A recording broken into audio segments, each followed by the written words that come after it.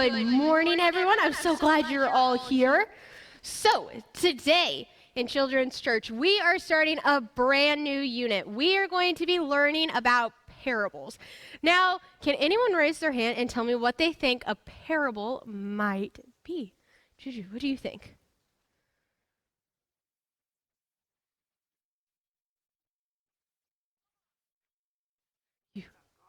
Ooh, maybe something about God?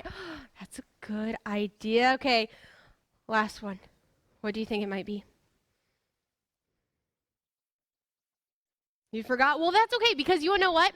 When we actually ask people, either if they go to church or if they don't, even some people in church, sometimes you can ask them about that word and right away they go, what? Don't even know what the word is. Or some of them might think, well, I think it's a story, but I really don't know. However, if we look right in Matthew 13, verses 10 through 17, Jesus gives us the definition of what a parable is. Should we read it and find out? Okay. It says, the disciples came to him. They asked, why do you use stories when you speak to the people? He replied, you have been given the chance to understand the secrets of the kingdom of heaven. So, whoa, I know you parents didn't see this, but I got a lot of bright eyes in that moment. So, Jesus actually used parables to give us these secrets from the kingdom of heaven, okay?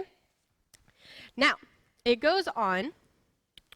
It says, everyone who has the kind of knowledge will be given more. In fact, they will have very much. If anyone doesn't have that kind of knowledge, even what little they have will be taken from him. Here is why I use the stories when I speak to these people. I say, they look, but they don't really see. They listen, but they don't really hear or understand. In them, the words of the prophet Isaiah come true. He said, you will hear, but you will never understand. You will see, but you will never know what you are seeing. The hearts of the people have become stubborn.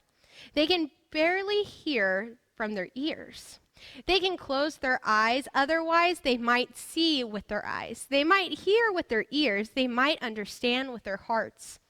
They might turn to the Lord, and then he will heal them. Okay.